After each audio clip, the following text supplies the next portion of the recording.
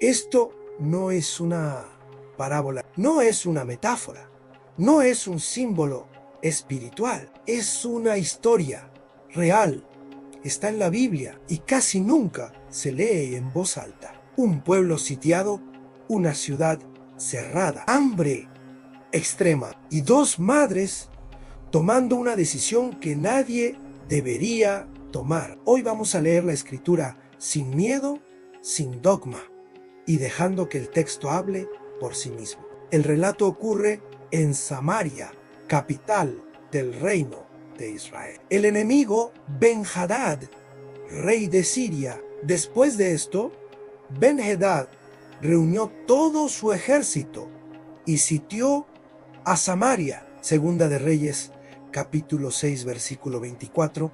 Un asedio no era una batalla rápida, era una condena lenta. Nadie entra, nadie sale. La comida se acaba. Los precios se disparan. La Biblia dice que la cabeza de un asno se vendía por una fortuna. Eso no es detalle literario, es señal de desesperación absoluta. Cuando el hambre gobierna, la moral cae primero. Y hubo gran hambre en Samaria, Segunda de Reyes, capítulo 6, versículo 25. El texto no culpa al enemigo, no culpa al asedio. El relato apunta a algo más profundo. Israel llevaba años confiando en un Dios que exigía obediencia, pero no traía vida. Un sistema religioso que prometía protección, pero terminó encerrando al pueblo hasta devorarse a sí mismo.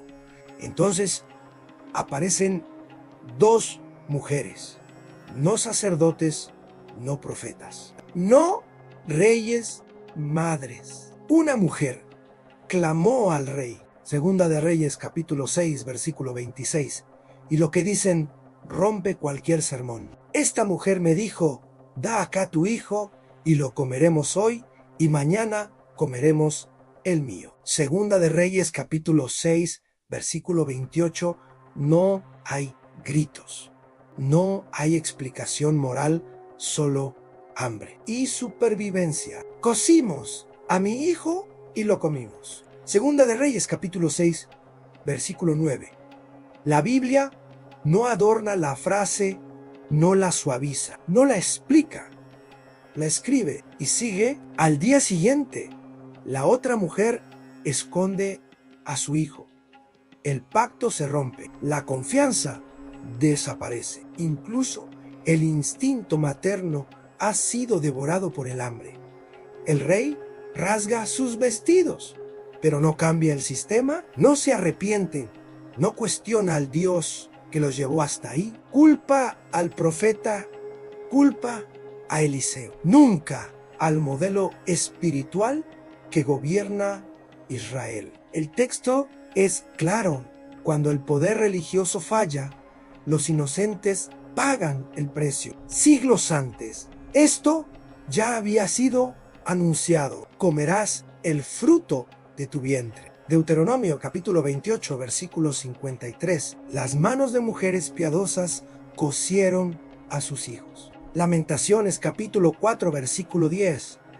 Esto no fue un accidente, fue el resultado final de un camino espiritual basado en miedo, castigo y control. Este es el Dios que muchos defienden sin leer el texto. Un sistema que sobrevive aunque la gente muera. Un culto que continúa aunque los niños sean sacrificados no en un altar, sino en una olla.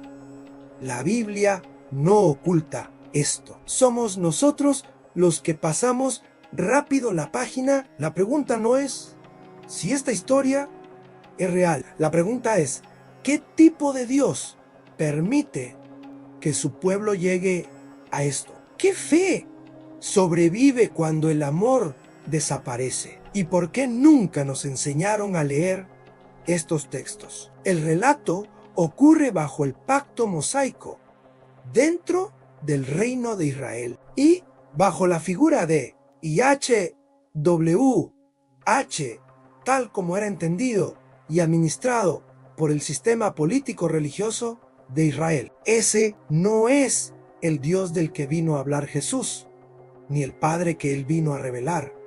Es el Dios del pacto, la bendición y de la maldición.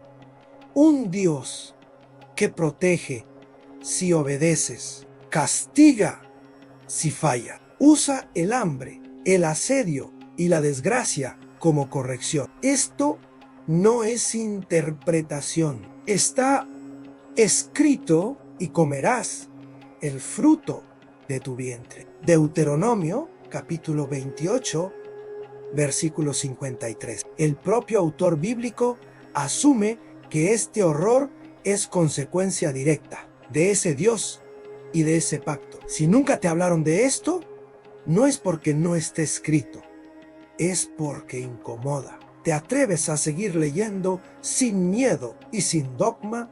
Suscríbete, porque hay versículos que casi nadie se atreve a explicar.